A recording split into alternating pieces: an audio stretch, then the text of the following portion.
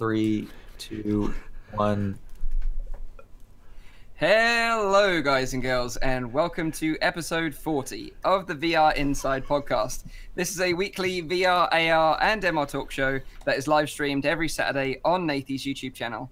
You can tune into the show live at the new times of 7 p.m. in Europe, 6 p.m. in the UK, and 12 midday in Central US. And if you missed the live stream, you can catch up with the whole show as I re-upload it every Sunday to my own YouTube channel at Virtual Reality Oasis.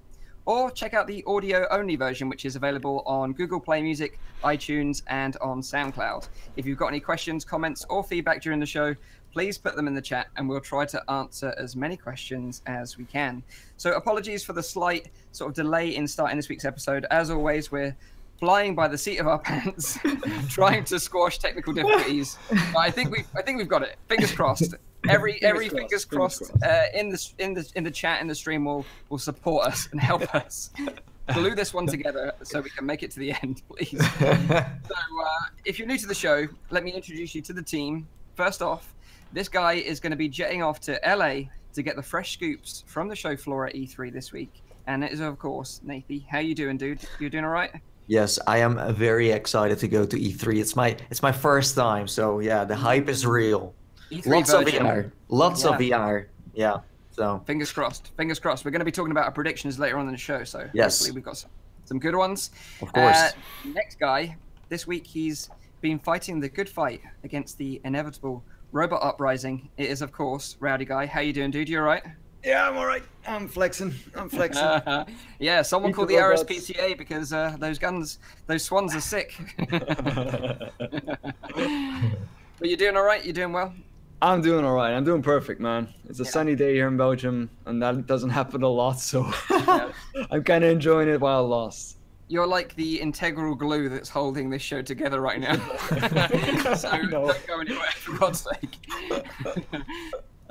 Next up, he almost didn't make it to the show because he had an important lunch appointment with the Baker family from Resident Evil 7. Our very own VR Twitch streamer, Zimtok5, of course. How you doing, dude? You all right? I'm very well, Mike. Spent the morning with the Go and my daughter and a whole bunch of different things, so great. Yeah. Always great to... Been hanging out with the Baker family from Resident Evil recently, I right? have, yes. I will definitely touch on that a little bit later. I surprisingly haven't finished all the DLC, and the DLC in Resident Evil is second to none.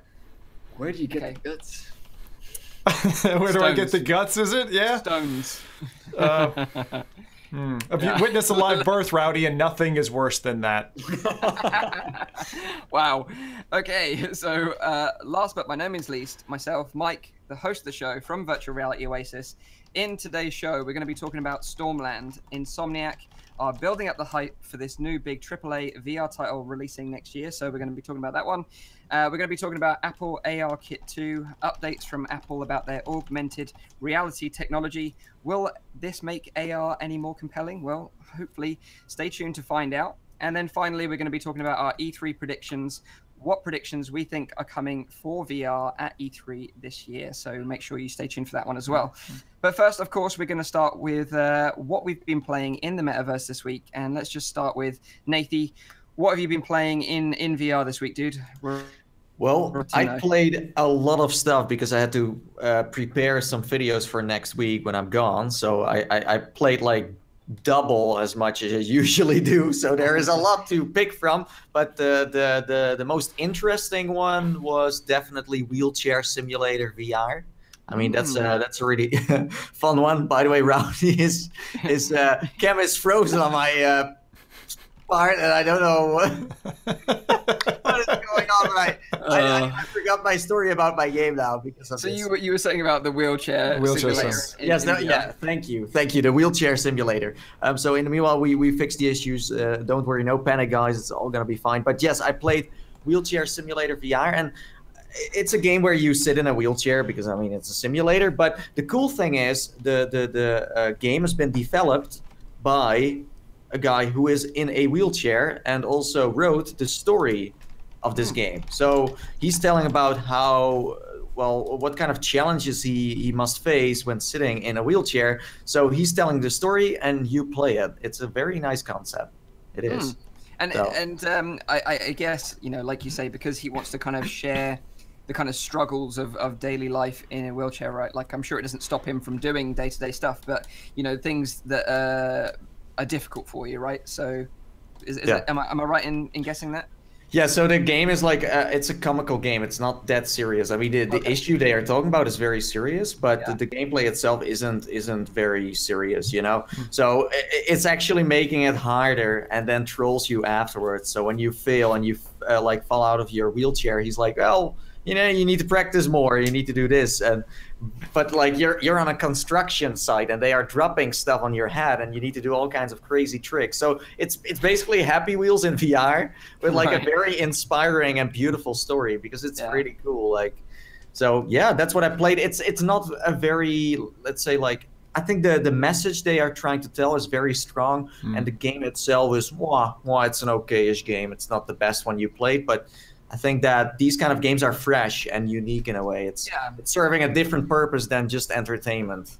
Of course, yeah. It's like sort of opening people's eyes up to what it'd be like. But I take it like do you have to actually act out like you need to really do that with your controllers, and the faster you do it, the faster you go. Sometimes you need to go backwards really, really fast, if you know what I mean.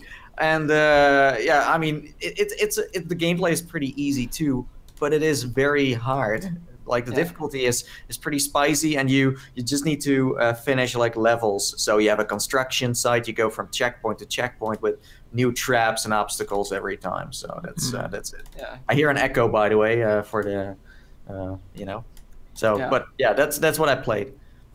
Cool. And is that available on Steam and Oculus, or just Steam? I think it's available on Oculus Home. It's available on Steam, and it's also available on Vive Part. But I don't know who uses that. But like Oculus Home and Steam are definitely a place where you should grab the game. And I mean, it just works. It could get you a little motion sick. It's fairly intense because you can fall out of your wheelchair. So I mean, yeah. You can ragdoll in VR, basically. It reminds me of something I saw about 2 years ago. There was a guy called Manos, a dev here in the UK, was working on it. It was the first game that I saw that really woke me up to this bias you have. There was basically the demo station. I didn't realize at the time there was a wheelchair sitting there, and I do it in an Oculus Rift, and I was like, "All right, well that guy's clearly just wheelchair bound, and he's trying out a demo at one of the booths."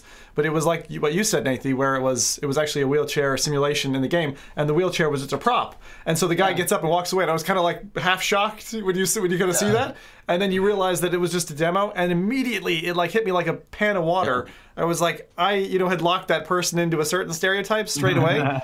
And then the game itself, I'll see if I can remember the name of it. I don't think it's come out yet, but it was about someone who was like PTSD, wheelchair bound, and like you start off and there's like a bunch of glasses because alcoholic or something like that. But that's the second game maybe I've heard that actually focuses on the subject. So it's good to have it. And when you buy it, a part of the money goes to a charity. And if you want to know what the charity is exactly all about, it's on their Steam page as well. So. Wow, that's an awesome way to raise money for a charity, I think and so a too. great way to raise awareness. Yeah, because it's so immersive that you get more aware too than just So exactly. powerful too. You're learning something. Yeah, of course. Yeah, definitely. And what was the name of that one again? Nathan? Wheelchair Simulator VR. Simple. There you go. So if you want to check that one out, go ahead. So let's kick it over to Rowdy. Hopefully he'll stick around a little bit longer. How you doing, Mike, if I were you, I would turn your volume just a little bit up. I don't know if you're able to do that, because you're a little bit quieter than the rest, and my Zencaster recording just failed. So I think everyone who's managing the servers in Belgium is actually enjoying the nice weather outside, so that's why my internet is not working as it should be. Hopefully that's a little bit better. Is that better? I think okay, cool. Good. I actually only played one game this week, and that was Budget Cuts. I played that one almost pretty much from beginning to end. It's a bit. I expected it to be a little bit longer. I don't know why, but I think I think he liked it. I think he liked it too. Should we maybe just make up what he was going to say? Well, I know what he was going to say. I think he wanted to say that the game is really good, but the length is fairly short, because as far as I know, when Rowdy played it, it was like 2.5 hours. And I think that's without like the really curious exploring where you really go everywhere and try to find Easter eggs. I'm like that guy. But yeah, it's a fairly short game, but very polished in a way. So I think like the length is not really a surprise to me, at least. I'm not sure. And it's a handy talking point as well, I'd say, Nathan. Like when you think about an adventure-y game like that, like what's your minimum? For me, it's probably 6 hours. I'd probably say like you kind of expect you're going to get 5 or 6 hours out of a game, so that if you were sitting down with it in one session and blast through it, you wouldn't be too disappointed. That's for me anyway. What about you guys? So I haven't played any more since I originally played through a little bit where I did a video for it.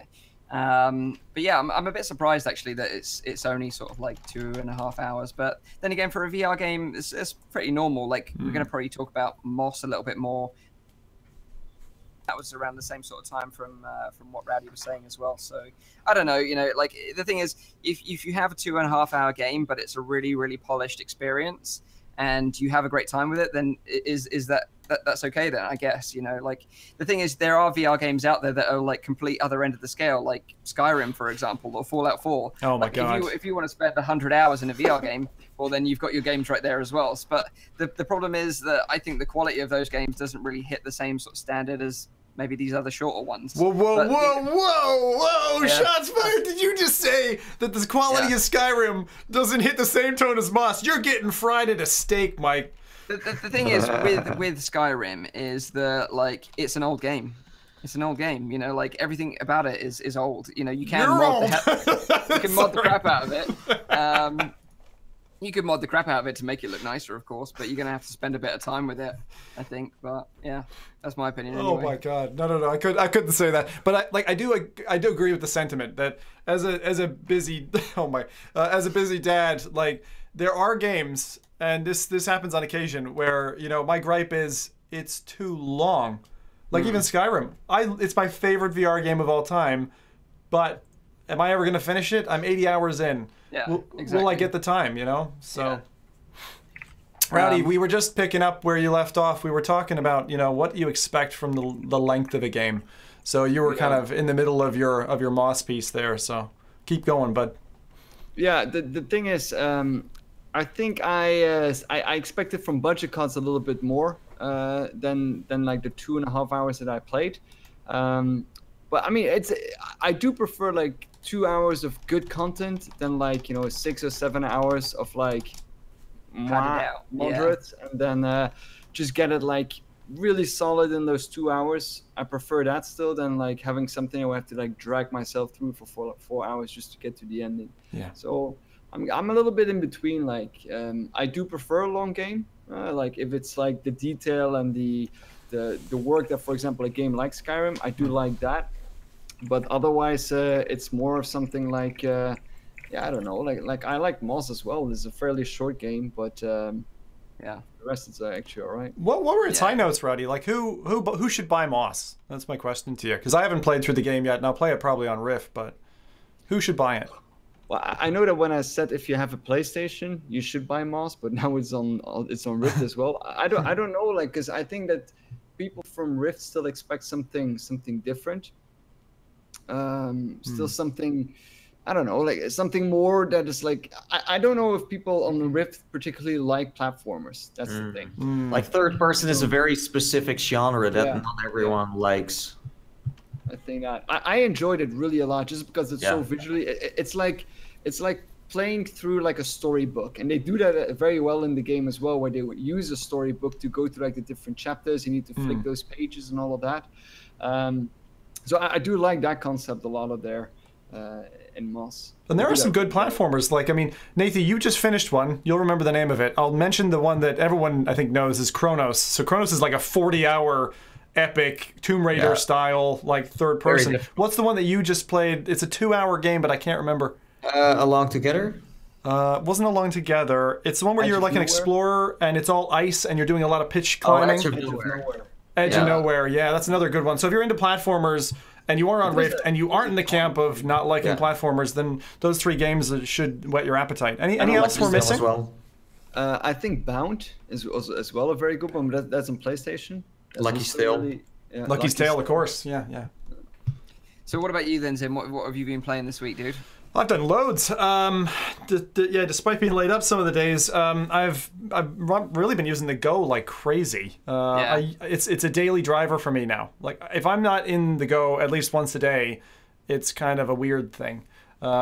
Which is funny because it's tough for me, having spent the last 4 years of every single little fragment of VR live, then doing something where my audience isn't watching is a bit strange. So actually on that topic, the main thing this week actually was actually that thing. Hold on one second there. Okay, I think what we're gonna do is because like this is going crazy right now. I think we're gonna stop the stream and then we're just gonna restart it and start again. So you want to do a restart?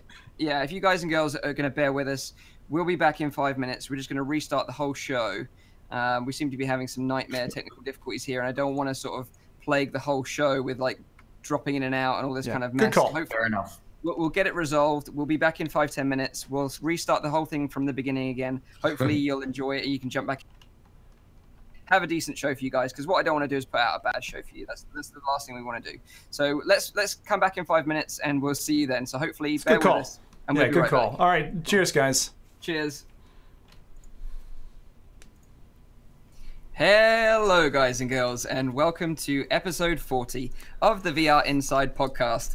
This is a weekly VR, AR, and MR talk show that is live streamed every Saturday on Nathies YouTube channel. You can tune into the show live at the new times of 7 p.m. in Europe, 6 p.m. in the UK, and 12 midday in central US.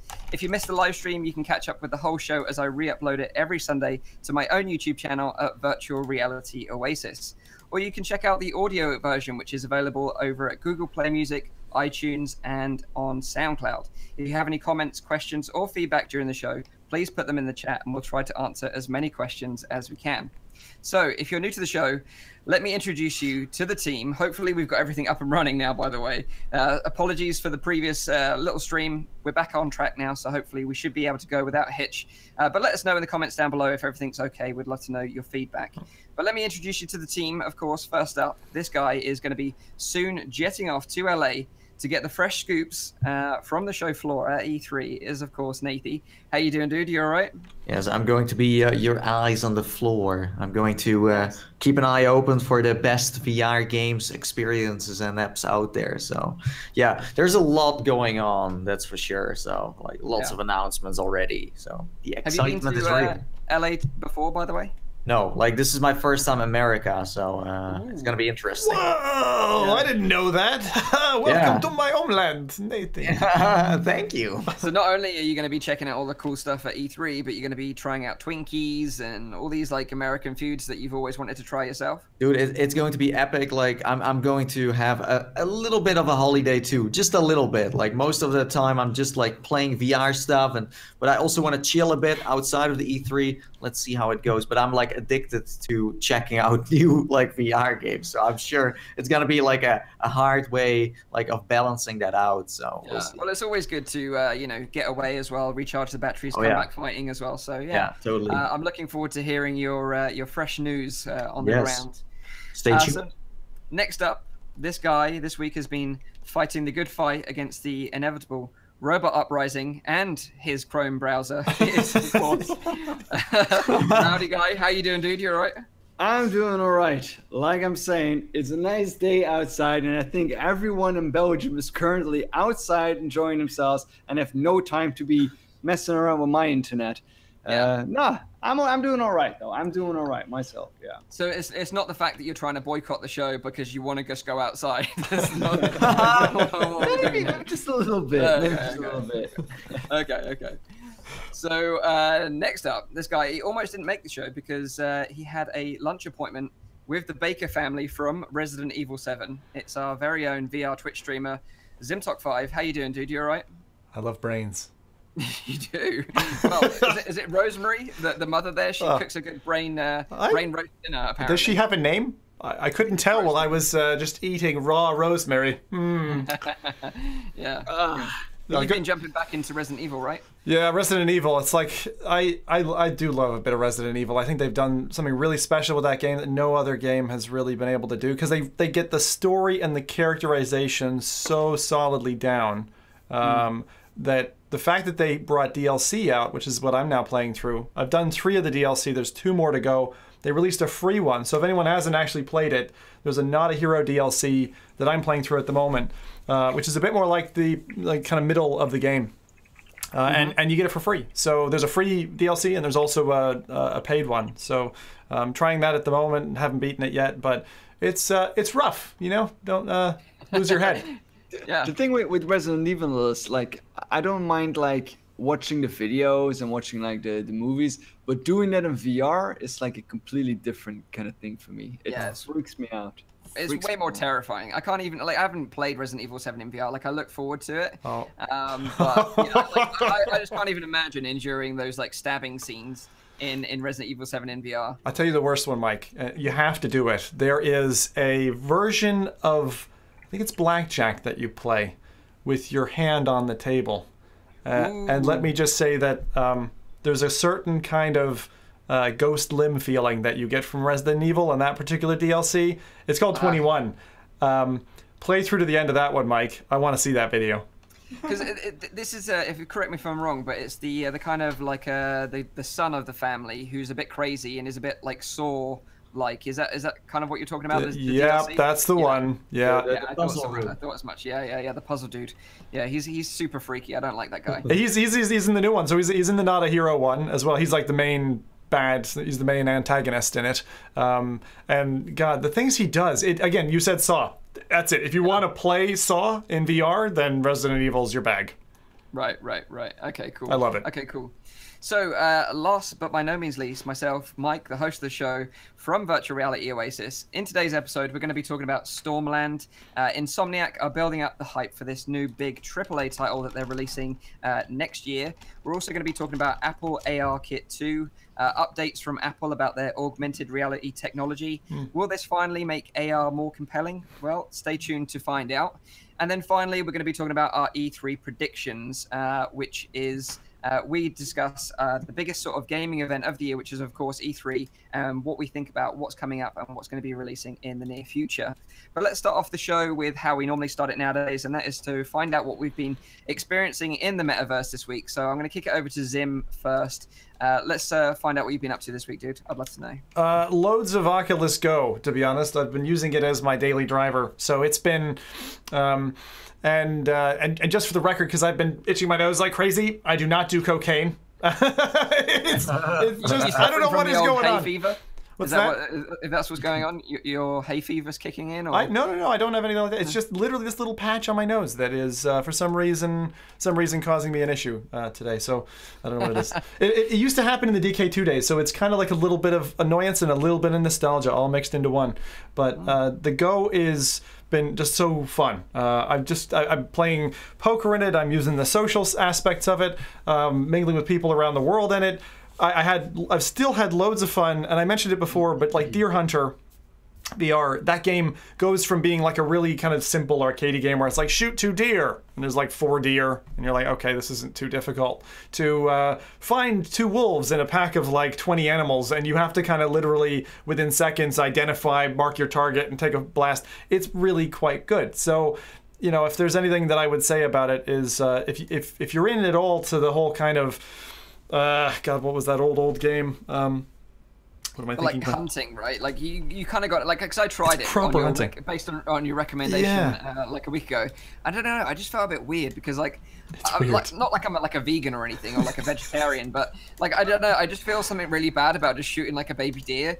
So I can see why some people might not quite feel something with this game, if you know what I mean. Yeah. You know what I mean? Yeah. Well, I mean that's why like it does the animations. If you're not into the kind of whole hunting sphere. Yeah. You might be uncomfortable with it, and I actually think that says something about it as a simulator. That it's actually, totally. For me, it's definitely the most kind of realistic. And you are stuck in place essentially. I think you can move your head left and right to move a little bit, but you're basically stuck in place. But like the duck hunting in it, I mean, you're taking a shotgun and blasting ducks out of the sky. It's not like, you know, it's not a kid's game. It's a hunting game. Yeah.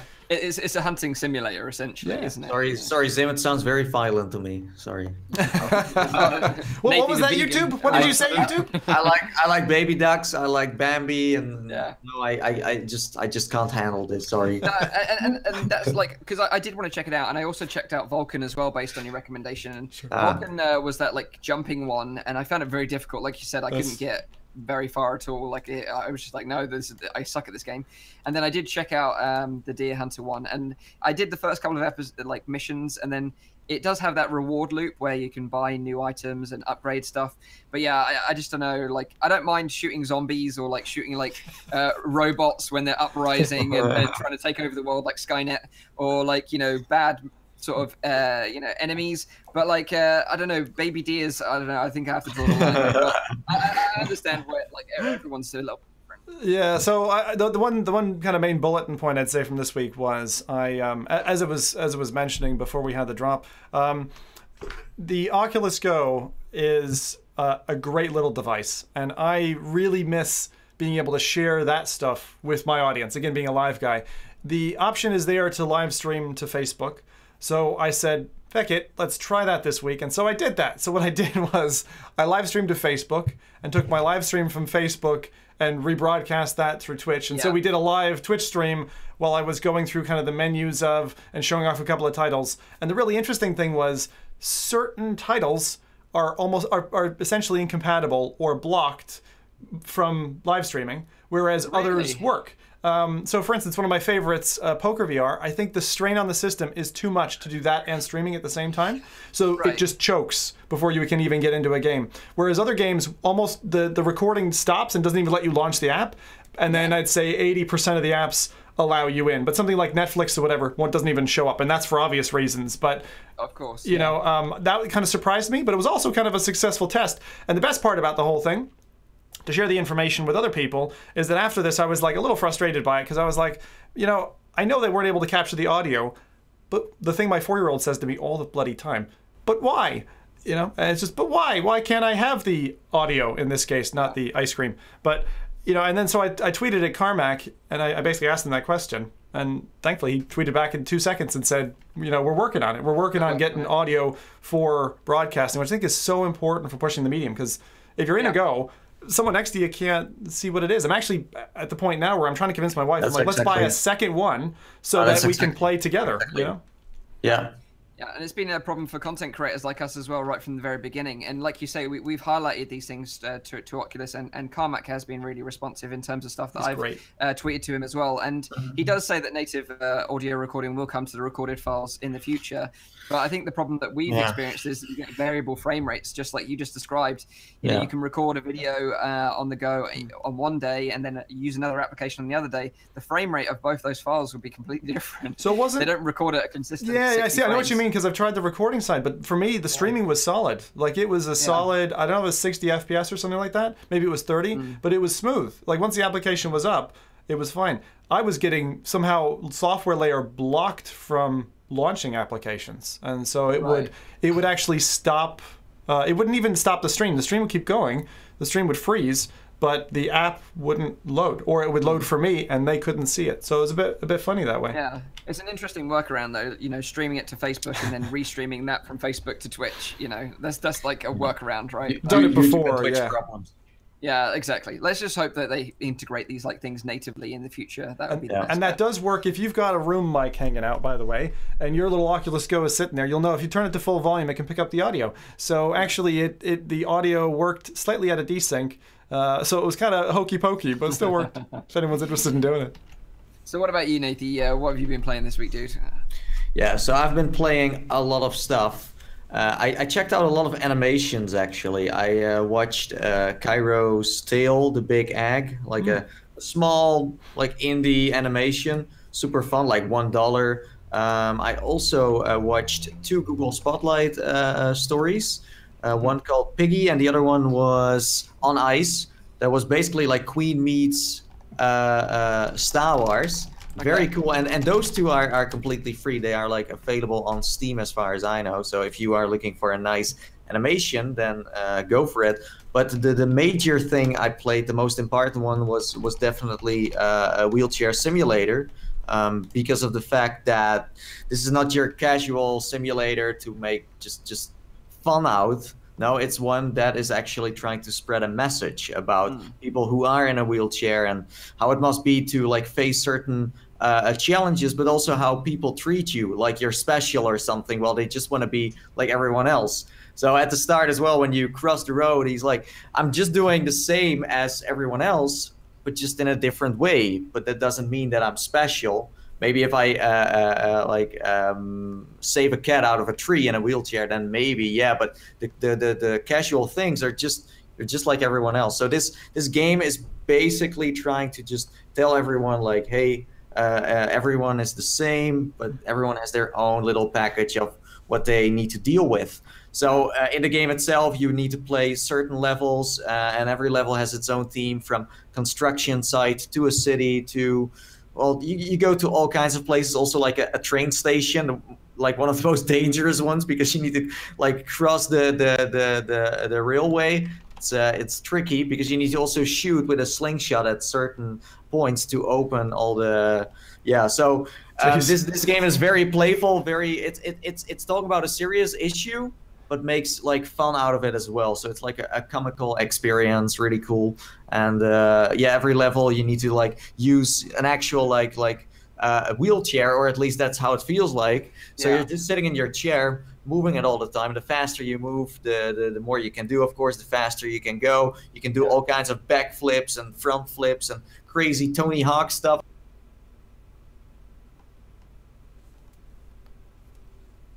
I think we may have lost Nathies' audio. No, I can still hear him. Okay. Yeah, so Nathies still sounds fine to me. But yeah, so it sounds like it's a game that sort of is not only just sort of having a little bit of fun in VR, but it's also sharing like an important message as well, right?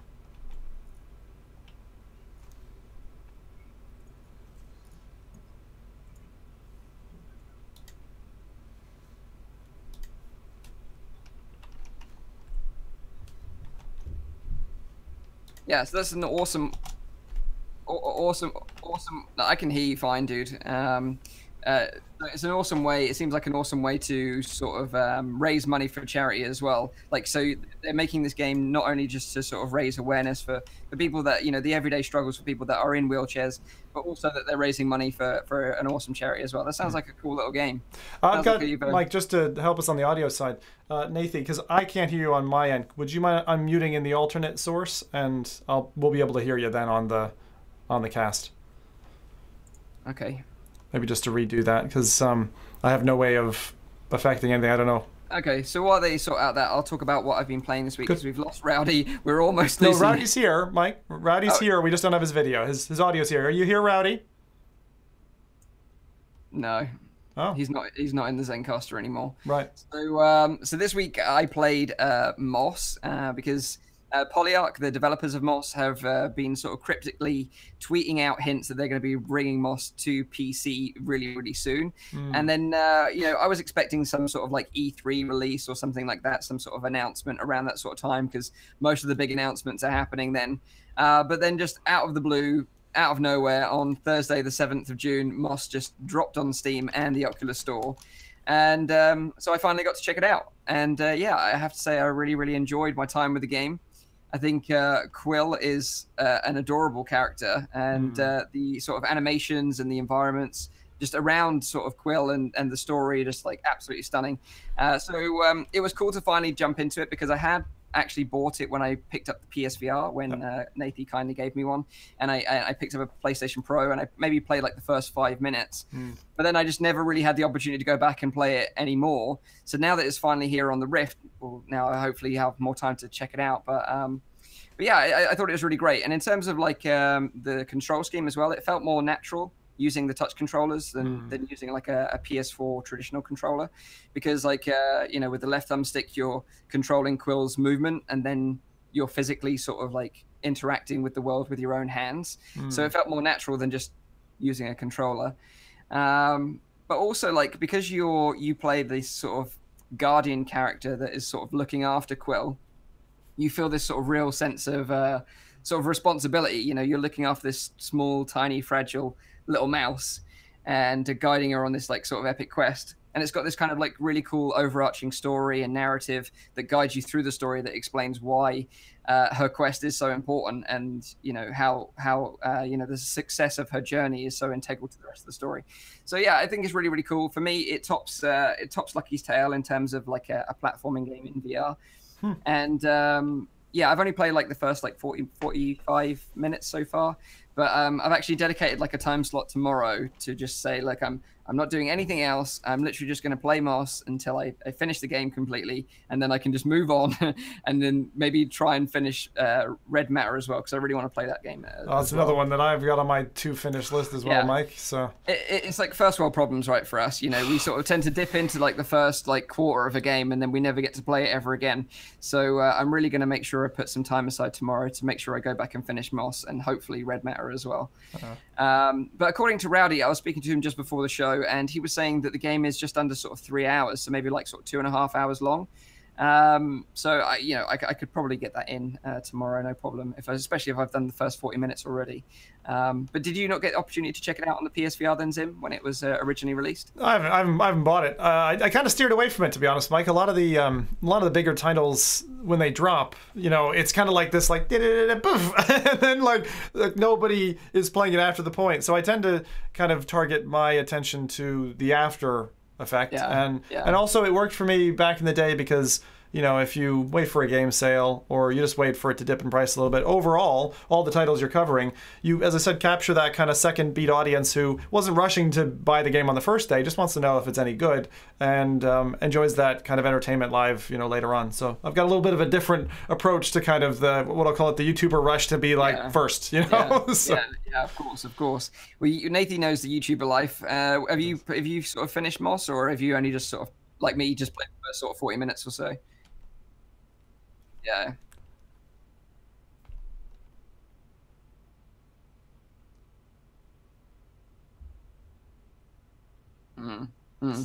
So Zim, are you saying that you can't hear Nathie? Is that right? The show can't hear him. Yeah, we can't hear him. He's got to unmute in the original source if he can, and then we'll hear him. So if you unmute yourself in our program, Nathie, then we should be able to hear. The rest of the world should be able to hear you. Yeah. So. Yeah. Hello. Yes. Hello. Okay. So that should be better now. There you go. Okay? And your answer was, Sir Nathie. Okay, cool. So, like, Nathie, just go over what you just said in terms of. Okay, let me. Can you guys hear me? Put a thumbs up. Yeah. So what I wanted to say for a while now is I played a part of Moss on the PlayStation for like an hour or something. But I'm very curious about like a PC version, because there are some graphical options there. You can, you can play it in a different way where it looks nicer, it plays different, because you are using different controls, right? Yeah, exactly. Yeah. So I on the PlayStation you were using a gamepad, right? Mm. And on PC you're using your controllers. Yeah.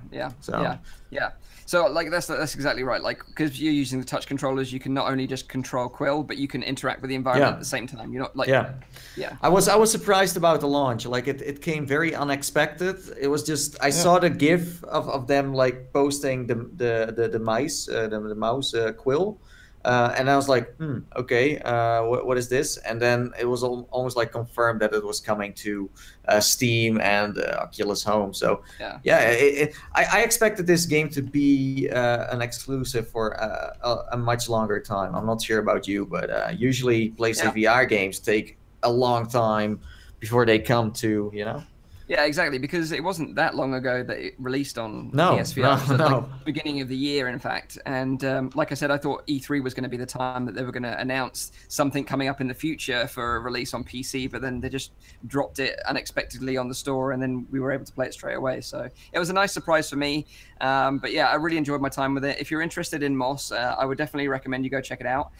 It's available for $19.99 in British pounds on Steam and Oculus Store, and $29.99 in US dollars. So if you're interested in a platformer game in VR, I would say it's way up there. It's super polished. The environments look gorgeous. It just controls really well. But then just be aware that it is relatively short, according to. And it's a third-person game too, right? I mean, that's something, as I said before, that's like a specific genre that not everyone likes. But if you haven't tried a third-person yet, just try it. See if you like it or not. Because I see a lot of people saying like, third person in VR, that's not Yeah. VR, and it's this and that. I'm like, just try one first, and then okay, if you then tried it and you're like, it still sucks, fine. But like, I don't think you can really hate on Moz after you played a little bit. So. Like, because you can move your head into the environment, so like it's a first person. It's a first person slash third person game. You're playing as a guardian. You help Quill, and Quill is like a third person character. So it's a mix, like Along Together, where you are the first person ghost, guardian, whatever you are, and then you see in front of you a third person character you can control too. So yeah. So yeah, Moss is out now on Steam and Oculus. If you're interested in a platformer, definitely go check it out. There are some good third-person games. I just want to mention them. So we mentioned Lucky's Tale. So Mike, like we've got that one. We've got Chronos. The one I didn't think of before, but I'm thinking of now is Blaze Rush. Blaze Rush, if you play that with friends, is really good. And actually the Oculus Go version of it, as well as the desktop version, are great. Really the only thing I don't like about that is they have different compartments. So you have to have friends in that environment to be able to play with them. But I think it'll change your mind about third person if you play something like that and give it a go. Okay. So let's move on to the next bit of news, and that is Oculus Start kits have started to be shipped to developers.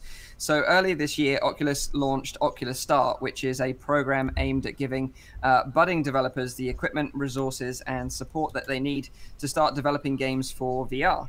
Now, Oculus states that just as they're sort of scaling VR technology, they're also scaling their sort of support to sort of the developer ecosystem. And the Oculus Start program was their sort of answer for that. And what you had to do is you had to sort of apply to enter the program. And if you sort of qualified and got accepted, then this week you were starting to receive your Oculus Start kits. And now there's a lot of sort of mystery in terms of like what was actually in these boxes. Because no one really knew. Oculus didn't sort of say this is what was in the kit. So they were sort of saying to devs, when you get your kit, like tweet out what was inside. And now that they've started to receive them, people have started to sort of explain what was in the box. So in the box for the Oculus Start devs, you got an Oculus Rift, you got an Oculus Go, you got an Oculus Start hoodie, a little sort of Oculus branded notepad and pen, some stickers, and an Oculus Start branded glass cup as well. So it's a sweet little package. You got some Oculus swag in there, but also you got an Oculus Rift and a Go, so you can start developing apps and games for those platforms. And I think that's what they're trying to sort of promote and they're trying to push. Mike, I just gotta say, like, if you think about the value that you get out of a Go and a Rift for $600, that's amazing that we live in this world. It just kind of clicked for me, but it's like you get a Go and a Rift. Now they're shipping this to these guys for free to support them as developers, which is awesome. But even the fact that you could buy those two headsets, wow, $600. Yeah, exactly. What a good price. Not only just the equipment is important, but the resources and the support that Oculus are willing to provide as well. Like we've seen with bigger studios, Oculus Studios tend to like see a good idea. They sort of then say, right, we're going to work with you now, and we're going to build this into something really great.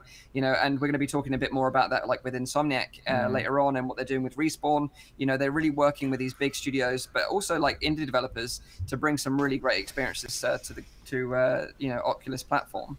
And I think that's great. And what we've seen with Beat Saber, indie devs can really achieve amazing things. If they've got a really cool idea that works well in virtual reality, then they can make it work. But what I'm a little bit worried about is that because they're effectively kickstarting a VR development project, that then it might be just exclusive to their platform. And I think that's the thing that worries me the most.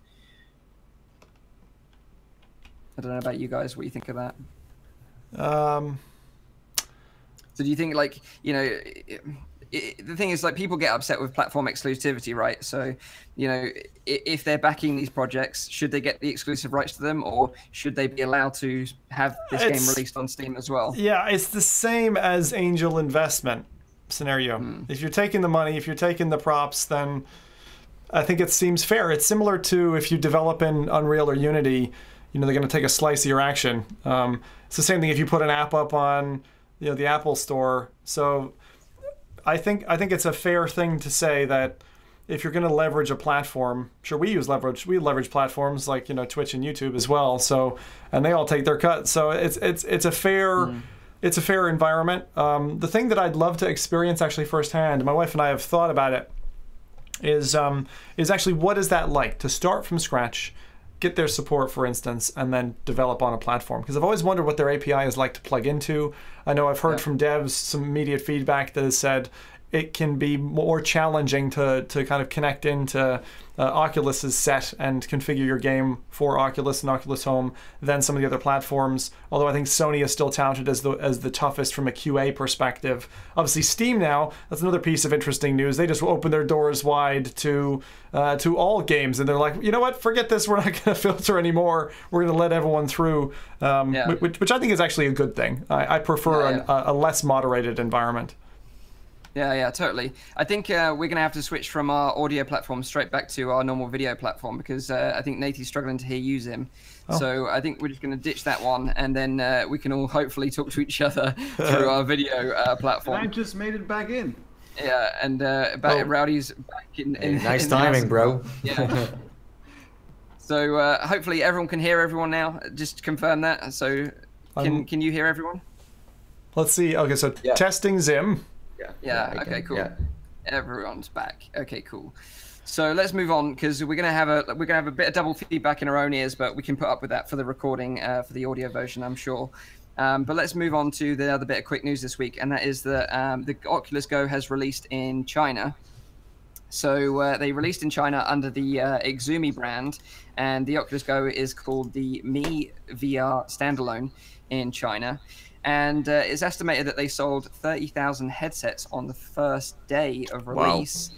And nice. They're actually sold out, so you couldn't actually pick one up anymore.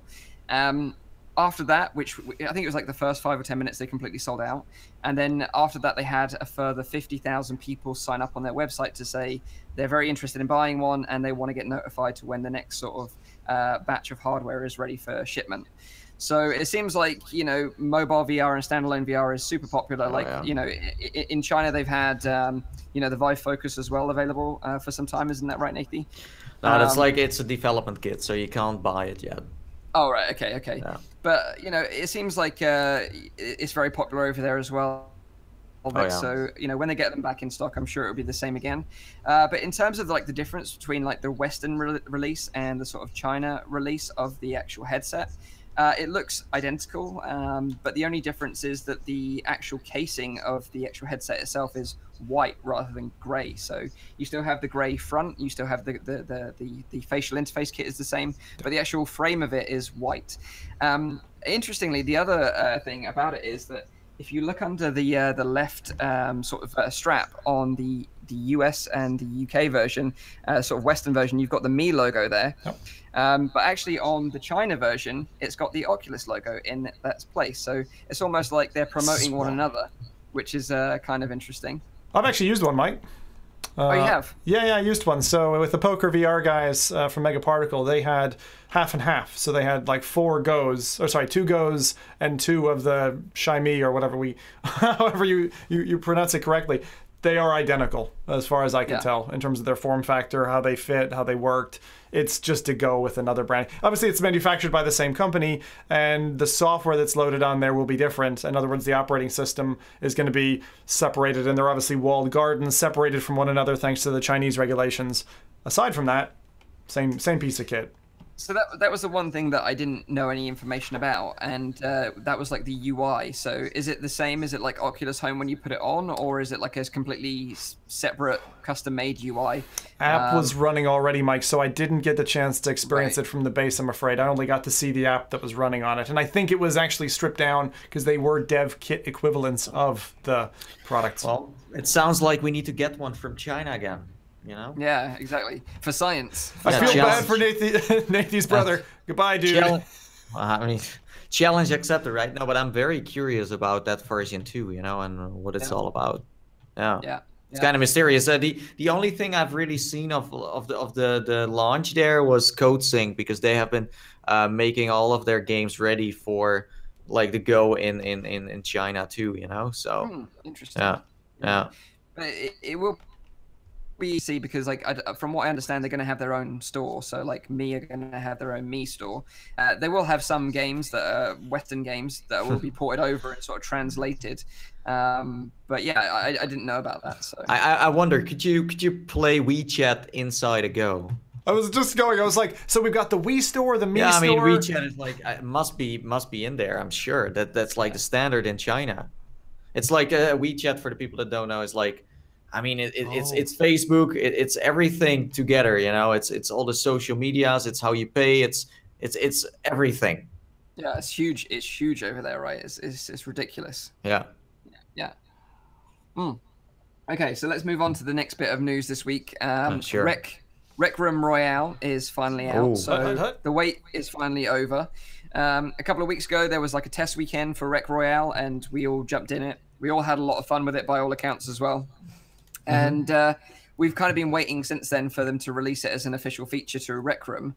And if you're not familiar with Rec Room or what Rec Room Royale is, it's like Rec Room is a free application that's available on PSVR, Oculus Rift, Vive as well on Steam. And it's kind of one of those great sort of social applications where you can jump in with loads of other players, jump in with friends, have a great sort of adventure together in these little sort of quests that they've got up and running. But also they've just released sort of Rec Royale, which is this kind of like similar to Fortnite, PUBG. You sort of it's a battle royale game where you sort of all start off in a cable car together with 15 other players, and then you sort of hang glide down to an island. And then you fight it out to get the coveted award of Scouts Honor, because you're all little boy and girl scouts. Yeah, amazing.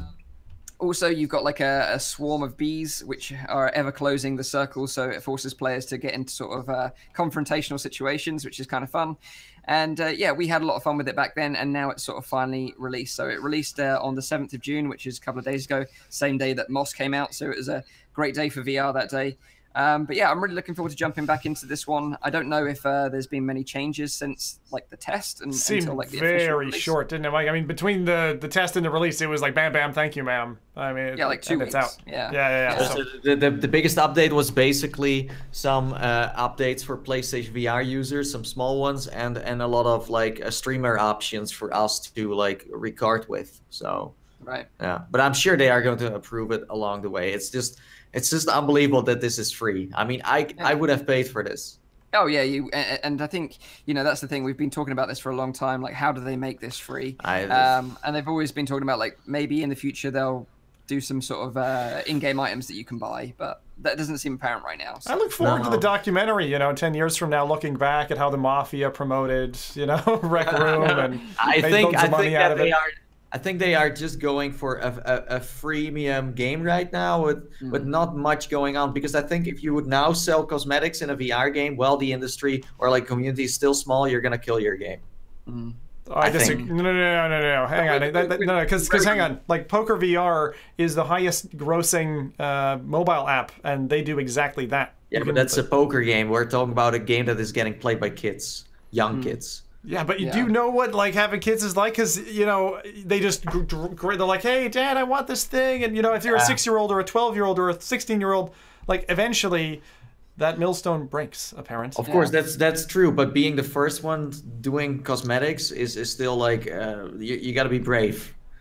Is anyone doing it at the moment, actually, on PC? That's the thing. Like, it's not a standard yet. So if the first one does it, people are not going to be amused, and then later on it becomes the standard, of course, but no one is doing it. It was the only thing that I can think of is it was a first for the one that Here Be Dragons did, that Dispatch did a model whereby you could buy the DLC, because before that point Oculus Home did not actually support the purchasing of DLC, and that was only earlier this year.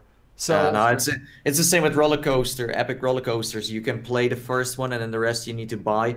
Maybe Sensor is an example where they do it. They sell in-game items. Face Your Fear, I noticed that. So the Face Your Fear, the different episodic content is available for. It's different. Like, we're talking about, you can play the entire game, but how you are dressed up, that's not something that hasn't that has not happened yet, as far as I know. Yeah. So in terms of like features, what features would you guys like to see come to Rec Room Royale? I honestly, what I would like to see is more players, of course, in a map, or more in like a huge like island. But the thing is, like, the game is not gonna like handle that properly. I'm afraid. So that's something I'm missing. Like 16 players is fun, and it's like a small, quick match.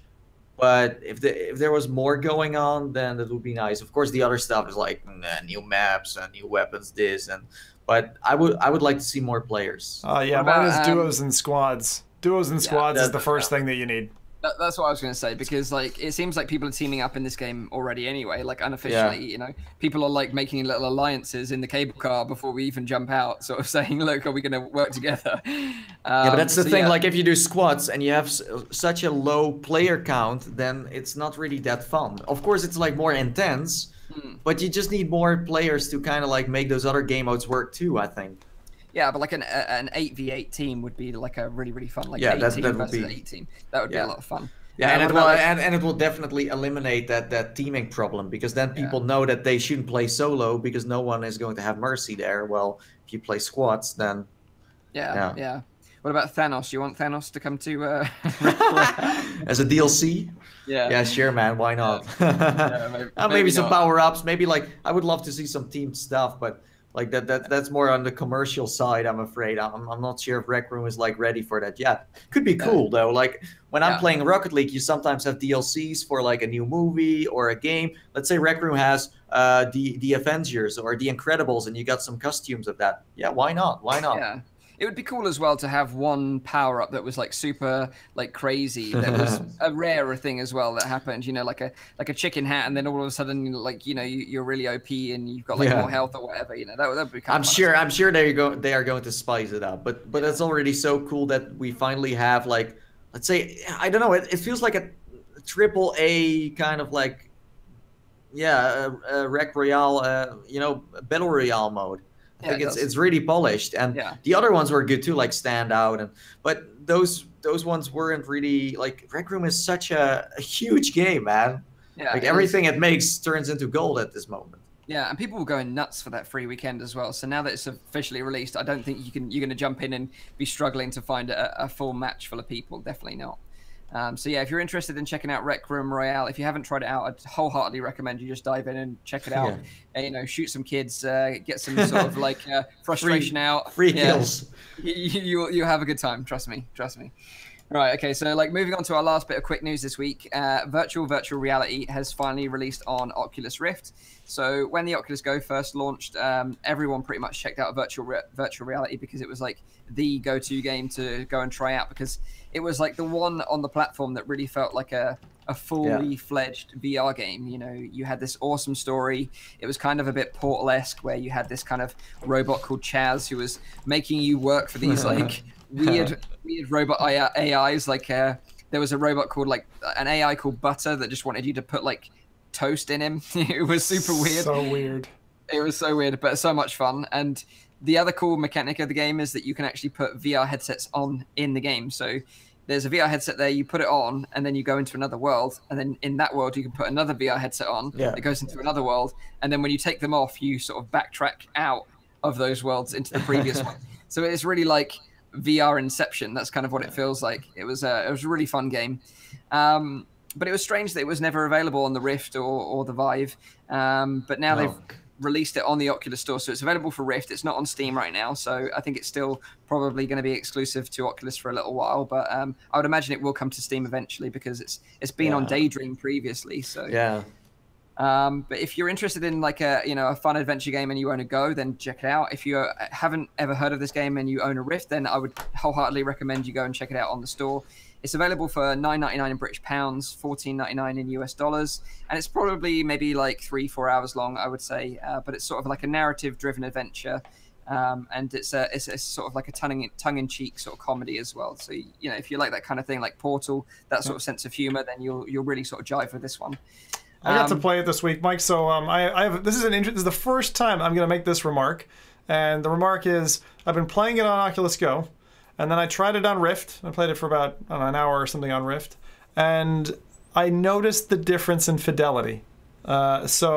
In favor of the Go. I was like, the sharpness in the Go was obviously on PC. I was using kind of proper headset and things, so the audio was slightly maybe better. and the graphical fidelity, the environments itself in terms of lighting, I believe there was a difference on PC. But in terms of sharpness of the scene and the panel that I'm looking through, it was readily apparent that the Go was better, which is the first time I've had that feeling. I think it's great that it's open doors. It worked great with the touch controllers. Having the one 3DOF controller is always a little bit awkward, but VVR does a great job anyway. So it feels like a AAA title, right? I mean, it's a great game. It sounds like it sounds like your first time outside. It's like my first time outside. But yeah, like, you know, if you own it on the go, you need to go and check this game out. You'll love it. You'll love it. Yeah. But it's interesting because the developers, Tender Claws, they recently did an interview with Oculus talking about the re-release of virtual reality on Rift, and they announced that they're collaborating with Oculus to bring out a new experience next year. So that's another little sneak peek of what's coming out. It's so weird. I didn't hear anything about this developer and their game at all, and then Mike mentioned it because it was on the Oculus Go. Before that, as we said before, we missed so much stuff. It's crazy. Yeah. It's a very good game, and it's it came out how long ago? 2 years ago, wasn't it? 2 years ago. And it's so nice. Yeah, and it's the same with Floor Plan. You know, that was a game that I originally missed, and I only got to check it out this week on the go. And that was a really great little puzzle title as well. So it's funny that we keep on finding these gems that we just missed along the way. You know, we're just looking at the big hitters, and we missed these cool little gems that we should have checked out. Cough, cough, Resident Evil, Mike. We're waiting for your playthrough. God, well, you know, maybe in the E3 predictions later I'll talk about that. But let's move on to our first main topic this week, and that is Stormland. So last week we had a little tease from Insomniac. They were saying that they're bringing out a game, and they just teased one little picture which looked like, you know, like a Johnny Five type robot in the forest. And we didn't have a name for the game or anything like that. So although we wanted to talk about it last week, we thought we'd probably better save it for this week after the announcement. Yeah. And so this week, the team at Insomniac finally gave us more information, and the upcoming game is going to be called Stormland. So Insomniac, they're not strangers to VR. They've developed VR titles before. They made Edge of Nowhere, which is a cool third-person platform game. Very nice. Spooky as well. Very spooky. They also released The Unspoken, which is a really sort of well-regarded sort of competitive multiplayer game where you cast spells. Feral Rights as well. Like, I never actually played that one. But I think that one. Yeah, that one did very well. No. That one did very, very badly. Yeah. Okay. It's a shame. Happens. But they also made some incredible pancake games as well. Yes. The Spyro series, Ratchet and Clank, the Resistance series as well, Sunset Overdrive, and also the new upcoming Marvel Spider-Man game. Yeah. Whoa, that Spider-Man game looks lit. Woo. It does. Yeah. It's like, you know, every now and again, even though we're sort of so heavily invested in VR, a pancake game turns our head, and that is one of them, for sure. Yeah, no, you're right. For sure. But they are also making a VR game, which is great. And like I say, it's going to be called Stormland, and it's going to be exclusive to Oculus Rift. And that is because it was made in partnership with Oculus Studios. So like I mentioned earlier on with Oculus Start, Oculus sort of do fund a lot of these games and get heavily involved in the development. So if a developer's got a great idea for a game, Oculus will be like, this has got real potential. Let's work together and make this the best possible game it can be. So I do admire Oculus for what they do in that sense. It's usually more effective than having a developer do it on its own. On their own, absolutely. I mean, if you look at all the games they have been bringing out so far, like we had like that calendar year where they brought out like every month one game. Like there was always no game that wasn't that good. So I mean. Yeah, Oculus Studios does a lot to help out these developers. So, you know, it has to be said, they're doing a great job of it. But from the footage of this game, it looks like you kind of take the role of like a robot gardener and you're kind of like tending to like this like planet, I guess, and making sure that everything's growing okay and everything's going fine. And then, of course, something goes wrong, some evil robots land and they sort of blast you. And then it sort of flash forwards to like a real sort of time in the future. You know, the robot's got like moss growing on him. He's got like plants growing around him. So he's obviously been there for some time, left abandoned, and he suddenly comes back to life again. And you take the role of that character, sort of scavenging for your body parts again. So you see him like picking up an arm and plugging it in, and like an eye and plugging that in. And then sort of looking for his like robot comrades to bring them back to life as well. Yeah. If I was that dude, I'd be pissed. You know, I'd be like, I would be like, you know, you beat me up, you left me in the forest, and I missed this second half of Game of Thrones. You bastards, you know, left me here for a millennium, and now I'm back. I do get a little bit of like an Ark Park survival vibe here, not because of like I think the game is going to be really good, but the exploration part, I wonder how long is that part compared to that epic shooting stuff. Like I want more of exploration. I want more of that part. Don't give me like 20 minutes of it's also happy and then fire and then the rainbows are gone and then it's only me just shooting around a bit. Just mix it up in a way. I would love to see that where you rebuild the planet, but then also doing that where you're not getting shot, for example. More balance between the two types. To me, it looks like Far Cry had a baby with Lone Echo. That's my vibe on this, is that it's like it's trying to go more open worldy, but I wonder if they'll achieve it. So I have the same reservation Nathie just mentioned, which is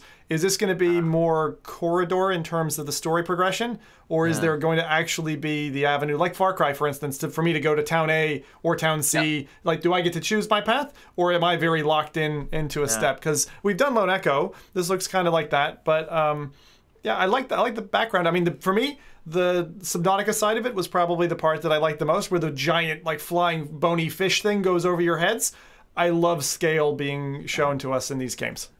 Yeah, so like you say, it's actually more like Far Cry, like you mentioned, Tim, in that it's free roam. So you can choose which path you want to go. You can choose it. You know, I want to take out this encampment first. I want to go and do this first, or I want to go and do this. The choice is yours. Yeah, it will have a story narrative, of course, but the game is open world. Yeah, but like usually, like when I played Far Cry and all those open world games, like GTA, for example, it's usually you have missions, but it's always like including shooting or maybe some stealth. But that's it, and that's the problem I'm having right now with some VR games that are coming out or are soon going to come out.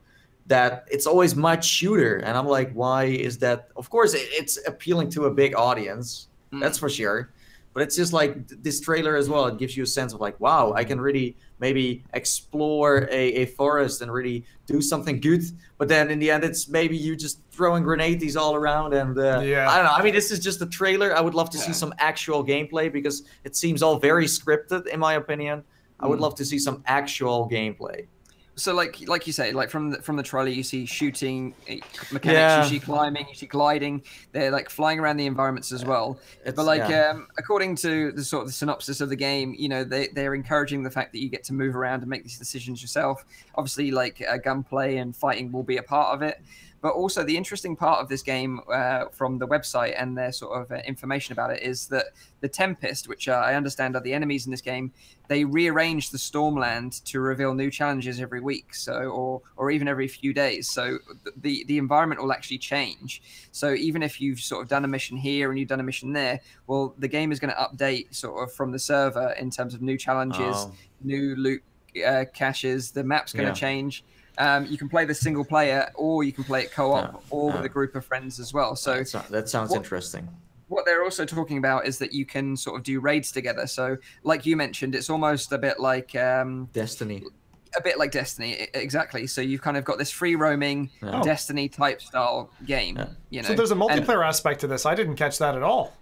Yeah, absolutely. It's more cooperative multiplayer, not competitive. Nice. But the idea is that they're going to have raids. They literally describe them as raids. So you're going to have to team up with other players to take down like that big worm thing that you saw in the... That's fantastic, Mike, because at the moment, if you want to have a proper raid, Orbis VR is probably the only one that I know where you can go along with could go along with 10 people and go take down a massive boss, and that feels great. I've done that. So that makes me a lot more excited about this because the social dimension to something like this can really make it blossom. Yeah, and like I said about like the thing being like the game being updated regularly, you know, like it means that you can scavenge items and find something that is rare that you might not ever find again, and that's what interests me. So like you can find like an arm, you know, that's like OP or have got some special skills to it that maybe you would never find again. So you have a unique arm's got loadout. Great skills. I bet it has. I think that idea is like really cool where they update. But the thing is, like, if you can't keep gameplay refreshing and it's always the same thing, even with like a different skin then it starts to get boring. So you need to find something that keeps it fresh in terms of gameplay too, because the environment can change, the boss you're fighting can change. But if that shooting mechanic you do with friends, it's the same with Destiny. After a while, people got bored of Destiny because they were doing the same thing all over again. They were just opening some loot crates. They were just doing this. They were doing that. And in the end, it was always they always did the same thing. Like I always did that with GTA. I was stealing weed. I was stealing cocaine. I was stealing that. But in the end, it was always the same mission, but with a different like skin around it or different enemies that was fighting, but they were still, you know what I mean? They could Borderlands so they could Borderlands this though, because like what was very, very good, and Mike and I played in like From Other Suns, you know, the kind of infinite weapon, you know, thing, coupled with, hey guys, I just found a rare weapon and you're holding on to that, provided there's enough disparity between finds, and it's not just, oh, I got another 1 point on accuracy or stability or something like that. Then it can actually be like, wow, I actually found this. Like it is the Diablo effect of if you find that item and it keeps you coming back. So I'm quite hopeful now. Actually, I think this is sounding like a much better. But I mean, still, like the game you guys played together back then was also the same thing. You could experience it once or at least twice, and then you knew how everything was working. So then it wasn't really a surprise anymore, and it didn't feel new. So after a while, you stopped playing because of that. So that's what I wonder, if you can spice the gameplay up. Like, let's say I can build a garden with Mike, and I need to return every week and do that, but then I also can scavenge and play a mission where I need to kill some enemies. Then you like spread it out with different things you can do. But if it's always that shooting mechanic that is always involved with that, it starts to get repetitive. Quick segue here, like a Stardew Valley in VR, we need something like that. That would be kind of cool. Great. Yeah, but this game is obviously due for release in 2019. But it's kind of cool. Like we've got this big title from Insomniac. We've also got this big title from Respawn coming out in 2019. Yeah. So I'm glad that we're getting a bit more sort of a teaser of what's coming out in the future. Give us some sort of hope, stuff to look forward to. I mean, games start to look better and better VR-wise. I mean, this trailer, of course, is very polished, but I still think that the actual gameplay is going to look very impressive graphically as well. So we're really heading towards a new like standard too, you know. Yeah. But I would love to see other developers, like Oculus now needs to spend some money on devs to make things, you know, and it's very good. I think it's very good for the market. But let's say if there are soon also developers just making this themselves, because right now developers need Oculus to reach this quality level. I don't think many developers can really spend that much money to make a game like this Stormland. Yeah, it's quality level. You know what I mean? So it's really like you need them to do it, otherwise it's not going to happen. Well, we've said this before, that the hardware manufacturers, people like Valve, people like HTC, Climax, wherever it may be, should start backing these games and, you know, funding these developments, you know, to show off the hardware to its fullest potential. Yeah, but I'm sure the more games Oculus makes, and when Valve also steps in with their games, it will make VR more popular, and then before you know it, you can just make a game yourself without really... Because that's it. Like the developers that now make games for Oculus are AAA devs, and that's very good. But then after a while, you have a big community playing all these games because they know, hey, I played Lone Echo, great, so I can expect more games coming, you know? So then, because right now this is the only way you can really make it grow and also let people experience something next level. Yeah, that's true. That's true. Okay, so let's move on to our second topic of this week, and that is Apple AR Kit 2. So on Monday this week, Apple held their annual worldwide developers conference in San Jose in California. Unfortunately, there wasn't any new hardware announcements, you know, no new iPhones, no iPads or Macs. Sorry, Rowdy. Yeah, and there wasn't any sneak peeks either of, you know, any VR projects or anything like that. However, they did show off their new Apple AR Kit 2. And they've updated their SDK, so it now has improved face tracking, realistic rendering, 3D object detection, persistent experiences, and also shared experiences. So what they're saying is with persistent experiences that you can tie an augmented reality application to an object, and then it will be there persistently. So when you return later on and, you know, look at it through either your device or whatever it may be, the item will still be there and it will stay there in real time. But also shared experiences. So the idea with that is that, you know, you can create an experience, and then, you know, like we've played games together, Zim, you know, like that AR Tanks game, you know, we're looking at it and we're sharing it together, but also that a third person could come in with their device and spectate the whole thing. But you know what that's about, Mike, right?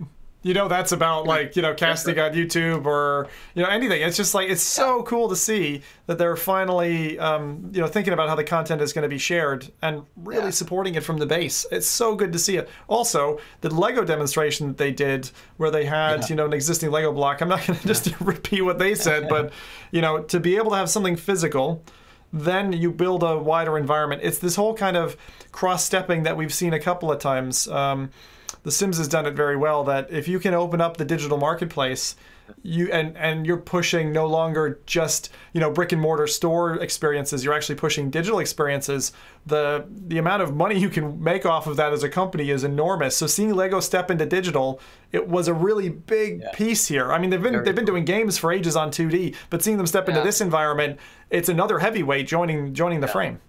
Yeah, and the more you see these announcements coming by, the more you start to understand what they are going for here, because they seem to really build with like mobile phones right now, like the AR market, and then when the AR headsets are more affordable or like more advanced, they can all like use all of that content and just place it towards the actual like glasses you are wearing, and that's super smart. You know what I mean? And that's the thing. Like I was going to mention the Lego thing, and if you guys haven't seen it, I'll kind of describe it. You had like a Lego set that was like a building, right? Like a house or like an apartment store or whatever it was, and then they were looking through an iPad each. So 2 guys using an iPad each, and then they were adding more digital stores, but they looked identical to like the physical one in this play space. And then they built sort of virtual worlds around them to sort of link them all together. And then you could use like virtual characters, like little minifig characters, to hop into like cars and other sort of like interactable objects.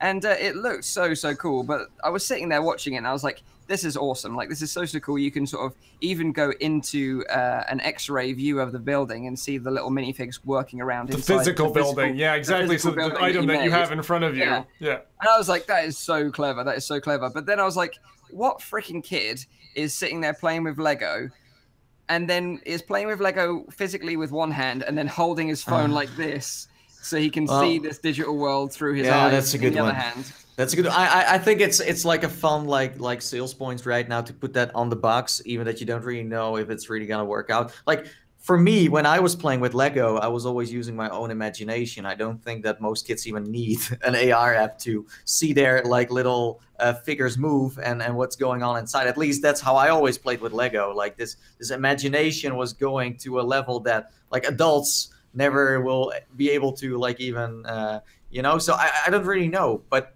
The multiplayer aspect, where your friend comes by and you show off your new Lego house and they can just play together, that's interesting. Then the social part, I think, is the coolest thing here, because you can share your own. Yeah, I agree. Like, it's amazing. Like, when you combine the physical world and the augmented world, and you can't really distinguish between the two, that's really magical. But what I was thinking in my mind was, just get rid of the freaking iPad, get rid of the iPhone, and let me have some Apple AR glasses where I can just put them on. That's and where then we're going. That's where we're going, Mike. That's the next step here. And as the subject matter expert in this space, right, who has a kid who's been playing Smash Tanks out in the garden for like 2 hours at a time, I can tell you that there is no hesitation, you know, with a 4-year-old to, you know how to use, to jump into and demand to play that game, to actually walk around and like look at the tanks and the cute characters. So Smash Tanks is a great existing AR experience right now for like £2. Great game. If you got any friends, you can play on your device or have 2 devices or whatever. But we had this challenge. It was like, I don't want to give, you know, my little girl my phone. I want her to have a tablet or another device. So when I saw this, I was like, you've just solved my problem. You've just fixed my problem. Thank you. And this is like not coming, I don't know if it's out already, but it's soon that they're going to have this out for devs. So now all I got to do is go bug that developer to go, you know, update to the new API. Yeah, exactly. And it, you know, I'm pretty sure that the Apple AR glasses will be here soon enough, like, you know, within the next couple of years, with all the other AR glasses manufacturers like Magic Leap and everything. Can't be soon enough, Mike. Can't be soon enough. But I totally agree. Like, I like the idea of this technology, and the more I see little demos like this, it kind of gets me more sold on the idea of augmented reality. But really, it needs that kind of like you don't want to look through your phone to see something. It's not immersive enough. No, you No, want that's it. You want the world to be persistent. But that's around why, you. like, that's why they now build all this software, and I'm sure it's like easy. You can easily bring that to glasses. Something that I also liked, and I'm not sure if this is like people are like all like discussing right now what is AR and what isn't, because right now AR is on your phone too. You know, Yeah, of you course, can just like Snapchat filters. yeah, AR. because they were showing that you could be someone else and then Yeah. still talk and have moving eyes, and that was also very, very interesting. Are you talking about the animojis? Yeah, where you could be like you could make your own emoji and then also like put it on your face and then talk with other people that were also dressed up as their like Ready, player you could be one. a talking poop. You know, you could be a talking. yeah, poop. well, yeah, you can, and there are like some new characters too now that have been added, like a cat and things like that. You have all kinds of new characters that you can be. Yeah, so there we go. There's some news from Apple this week in terms of AR. You know, I think it has great future, but I really think it needs to be hands-free for it to be super successful. But yeah, I think Rowdy is planning to buy an iPhone now because he says like I can be a talking poop. Yeah, you can't do that on an Android. No, that's true. And that's the thing, because he's not here, he can't defend himself. So it must be true. So now, yeah, it must be true. Yeah. Okay, that's a joke. So, like, our final topic of today is going to be E3, because obviously that is happening this week. Nathie is obviously going. Yes. You actually fly out tomorrow? Yeah, I will be flying out tomorrow, and yeah, I like that's the thing with E3. Like a part of it is like announcements on paper. You know what is going to come. I mean, Sony is like tweeting all kinds of stuff. You know, like the Tetris game, and like there was a new one that came out today, like a third-person one as an announcement. But yes, there is so much going on, and you can just clearly see that VR is becoming bigger and bigger. I mean, the E3 is the place to be to announce your game. Of course, like Oculus Connect is important too, GDC as well. You know, like I think Alchemy Labs, they announced their game at the Video Game Awards. So there are like all kinds of places where you can do it. But you see slowly more VR, you know, slipping into the E3 as well. So that's really cool. Yeah, and like we have some information about games that are coming out. You know, like we talked about Transcendence last episode. You know, that's going to be there. Stormland, maybe they'll show some gameplay. Yeah, who knows? Who knows? Like you mentioned, Tetris Effect for PSVR. Arca's Path, which is a game from Rebellion, which we'll probably talk about more next week. But that's going to be cross-platform, PSVR, Oculus Rift, HTC Vive, Oculus Go, other mobile headsets as well. So you know, it's cool that we're getting a lot of you know, VR news coming into E3 as well. What you guys think, and also in the chat what they think in terms of like predictions, what's going to come up, if there's going to be any titles that they know or they've heard little snippets about that are going to be announced at the show, or any like they just have on their wish list, like what would be on their wish list.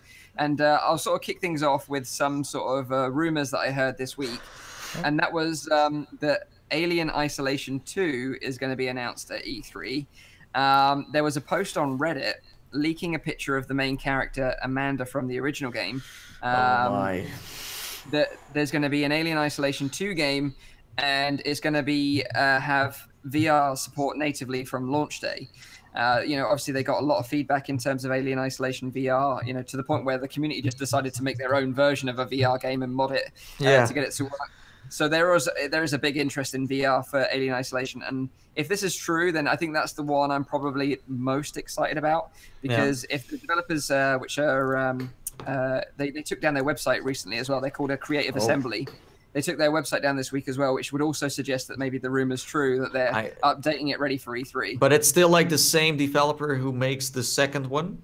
The original one, Alien Isolation. Yeah, Creative Assembly are huge. Okay. Same developer. In collaboration with Sega, right? Yes, it was originally, so it was Sega and Creative Assembly, wasn't it? Yeah, because when they first showed off Alien Isolation, they actually had VR support, so they were working on that. It like this mod, it wasn't a mod, it was based on what they actually were planning to bring out. So I'm sure they did a lot of research to VR. I'm not sure why they like in the middle just stopped. Maybe they were like, hey, later on we will get motion controllers. This can be so much cooler than just some positional tracking. But yeah, like that's a title that is just too terrifying. I'm like, if it's there, I will make a photo for you of the booth. That's all I do. Okay, that's it. I'm not seriously. Just take some adult diapers, you'll be fine. I played Alien Isolation with the DK2. Like hearing that alien just chase you while you're running down the hallways, and then see that like weird tail going through your body. Yeah, I loved it. Oh my god, I was so terrified. I think you're right, because I forgot that, you know, when Alien Isolation originally launched, the touch controllers weren't out at that point, were they? So that's probably why. No, I never played it with that. That's actually a very good. It's a very good point, Mike. But when you say that, like it's like, oh, it's going to be VR. Like my assumption is, of course, it will be, because the first one was. I mean, literally, this is the way it dropped. It was like, oh, Alien Isolation is coming out, and oh, maybe it doesn't have official VR support, and then you literally go into an ini file and you change a thing that says like from no to yes, and that was it, and then it works. Now it wasn't perfect because some of the screens. Were a little bit challenging to read in the DK2 at the time, and so I think the reason they didn't bring that forward to Rift natively is because of the retooling, and probably they were already working on 2.0 in their shop. So why dedicate the software people to that? And then the mod team came in and did the nice patch job. So I did hear earlier, by the way, PD mentioned there's been an update to the Mother mod this week. So he mentioned this earlier on, and he said it's getting a major update in a few days, is what PD says. Cool. So good to hear that. Yeah, if you haven't checked out the original Alien Isolation with the Mother mod, which is available, you can just Google it and you can find out instructions how to install it. It is an awesome experience, and if they can make this from the ground up with VR support, then that's got me very excited indeed. But let's move on to some other things that I think are probably going to happen. I would say it's probably highly likely that Beat Saber is going to be announced for PSVR at E3. I would be really surprised if it doesn't, because the devs have been kind of like they can't confirm obviously that they're working on a PSVR version, but they've been sort of absent in their comments. I can tell you that I messaged them saying like, hey, are you at E3? Let's meet and whatever, and they said like, yeah, we're very busy working on our game. So I mean. Enough said, I guess. That's right. Yeah. It's a smart one. Yeah, I think they're going to announce it there. And it works well on a PlayStation VR. I mean, it's a front-facing thing, so I mean, nothing can really go wrong, right? Yeah. And it's funny, like we had some friends over last night and sort of introduced them to VR, put them through the Oculus Stream Deck, and then we just jumped straight into a Beat Saber session playing custom tracks, and we had an absolute blast. So I'm really excited for the PSVR community to finally be able to play it, because I think it's a fantastic game. But also other sort of things I really want to see at the show are Resident Evil 7 finally coming to PC. I really want that to happen. Like, please just put me out of my misery so I can actually play this game, so I don't have to buy it on PSVR. Fingers crossed. Who knows? Maybe like Resident Evil itself wasn't an exclusive, just the VR support itself. Oh. Like some juicy things I heard is that there might, I don't know, like this is the E3 guys, like there's so much bullshit just getting announced on Reddit and everywhere. I saw something about Super Cold, could be a big troll, I don't know, but yeah, Super Cold, which is like the sequel to Super Hot, right? Yeah. It could be a big troll. Like it's funny because the Super Hot devs actually commented on our previous episode of the podcast, and they were like, oh, don't worry, your mind's in a cage, like free your mind, like that kind of cryptic message. I was like, okay, these dudes are pretty weird. But if they called their game Super Cold, then it would be kind of cool, I think. Yeah, if it had a completely sort of different sort of story arc to it, that would be interesting. Yeah, I'd totally accept that name. I would totally accept that name. It's a cool next. It's not like to me. It sounds like some kind of like dark level with like dark game with some stealth mechanics in there with something totally new and different weapons and things. Even if it would be the same thing they are doing, I would still like to play it. I mean, totally. And there is another one, and that's of course my personal favorite rumor is of course BioShock on the PlayStation VR, an experience, I guess, not a full game. But I don't want to disappoint myself, but I'm already like too far that I can't really get that out of my head anymore. You're pretty triggered by this one. They actually got me. They got me with this nonsense. Because the game that they sort of it kind of leaked on a list, didn't it? Along with some other games on the list. So many lists. It was called BioShock Resurgence. Yeah. And it said that it had like a PSVR mode to it, so it wouldn't necessarily be like the game, or it could be the game, but it might just be like a mode. I mean, it's no secret that there will be a new BioShock game coming in the future. And if that is going to have some VR support, it would be cool. But I think if they do VR, it's going to be an extra experience and not the full game. Yeah. But I don't know. I mean, the original Bioshock Infinite worked fine with far packs. It's very impressive. Yeah, yeah. Because also on that list, just to let you know, because Nathie tweeted it out this week as well, and we don't know whether this list is true. Like, no, I think it's fake. But it had like sort of PlayStation Party was a PSVR title, Spider-Man PSVR mode, so a PSVR mode to the new Spider-Man game, which is obviously a pancake game. A Resident Evil 2 remake game with a PSVR mode as well, and obviously Bioshock Resurgence. So we don't know if that's going to be true or not, but we'll soon find out in the coming week. The only thing I know is that Sony is going to be the one that kills it with VR once again. They are the ones that just bring out so many VR titles. Maybe we see like Devolver, who also is the one that is the publisher of Serious Sam and those kind of games. Maybe they come with like a new VR game. That could be an option. Yeah. So for me, like Microsoft have got like a big presence at E3 this year as well. So whether they're going to pull something out the bag and finally show their hand in the VR market, that'll be really interesting. Like if that happens, then I'll be like pretty happy, because like the more people involved in VR, and like it was always a rumor as well, like with the Xbox One X, because it was like more powerful, a bit like the PlayStation Pro. That using that console, you could maybe play VR games, and the fact that Microsoft have got all this like mixed reality headset, line from all these manufacturers, if they could just enable it so it's compatible with the Xbox One X, then we've got another great system on the market that can deliver, a PC VR sort of experience on a console. So Mike, I think that's what it needs. you're like, please just move Resident Evil from the console to PC so I can play it, and then you're saying screw Zim over by releasing yet another console with another VR headset that he has to cover. That's what you're saying. What I'm saying is I want more people involved in VR, like coming to consoles. I don't necessarily want to play them myself. Like I'm just happy with my PC headset. I knew that. No, but I do think like you guys know the console war between PlayStation and Xbox. Like if you have this in VR, that's going to be very interesting. And I like still if they don't do VR this year, it's still not gonna hurt them, because you can still see that VR is still not at a level where it's really like necessary to bring out a VR headset.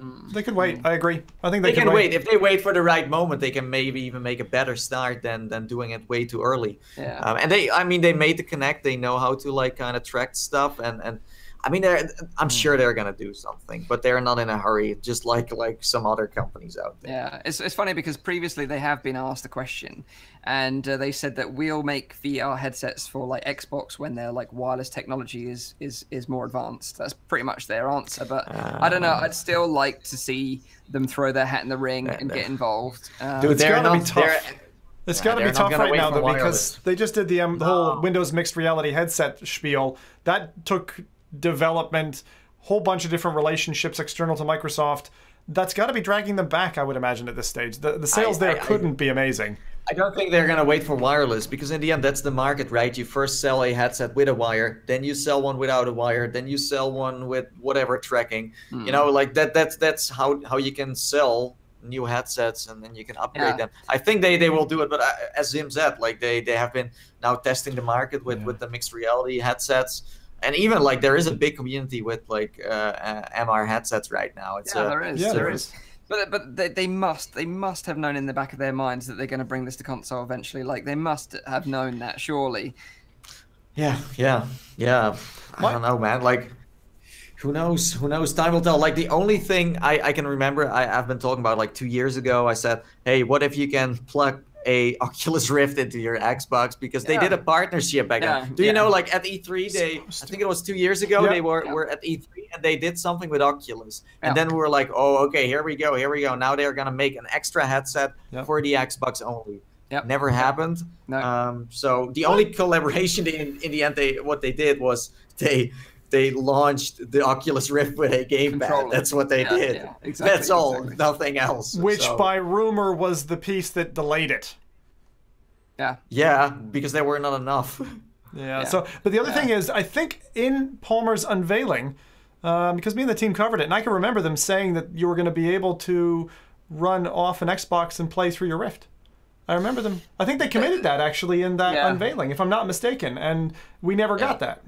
Yeah. If they did something like that, I would love something like that. Some really sort of like game-changing news. That's what I want this E3. Something like I really feel like this E3 will be led by the indie VR titles and not by any, like, we have seen some E3 trailers like you know, Stormland, but that's an E3 announcement trailer. You know, it's just like, hey, here's the trailer. Maybe you can play something there. Who knows? But there isn't, like, there is a lot of VR there, but it's more indie, and it's not really.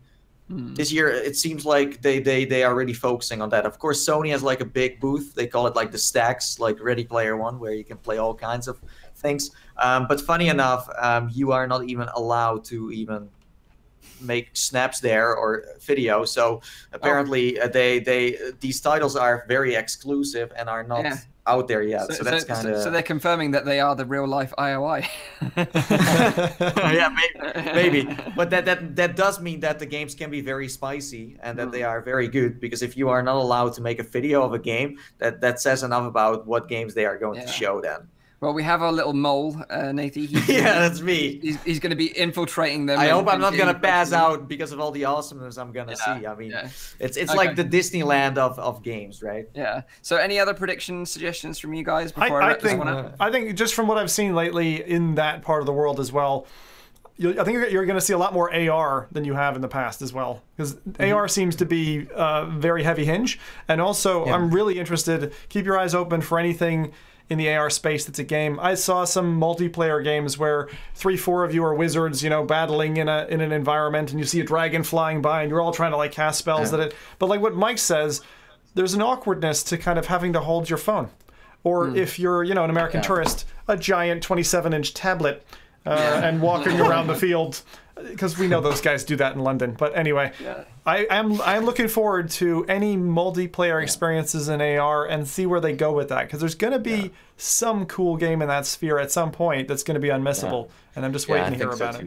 I don't think we will see that much AR on E3, because E3 is more of a place where you announce something big. It's not really where you show something off that much. Of course, like the big AAA developers do that, but usually if you want to show something off, VR or AR related, you go to Gamescom, because that's more the show floor where people try and play. Well, E3 is for press. It's a press paradise. Yeah. That's what it is. It's not really for the consumer to like really. Compared to Gamescom, like that's the place where it's really gonna happen VR-wise, I think. But who knows? Who knows? Well, hopefully in next week's episode we'll have all this inside. We'll be able to tell you everything. I will be back in time. Don't worry. I don't know how the jet lag is gonna be, but we'll see. We'll see. I'm pretty hyped. I might even maybe we should try and arrange some sort of like live stream when some of the press conferences are going on. We can maybe sort of watch it together and talk to the community while we do it. Maybe I'll try and organize something. That's a very cool idea. Yeah. Okay, so let me just go over the show times again. So it's a weekly VR, AR, and MR talk show, live streamed every Saturday on Nathies YouTube channel. You can tune into the show live at the new times of 7 p.m. in Europe, 6 p.m. in the UK, 12 midday in Central US. If you missed the live stream, you can catch up with the audio version, available on Google Play Music, iTunes, and on SoundCloud. And if you missed the show, then you can catch up the re-upload, which I do every Sunday on my own channel, Virtual Reality Oasis. Apologies for all these sort of issues that we've had this week. It's kind of been one of those crazy ones. It's like the curse of like the round number, like episode 40. All of a sudden, everything just goes crazy. And we knew this was going to happen. We were like, oh no, 40 is coming closer. Exactly. It's happening. And Mike, a minute of silence and rip Rowdy.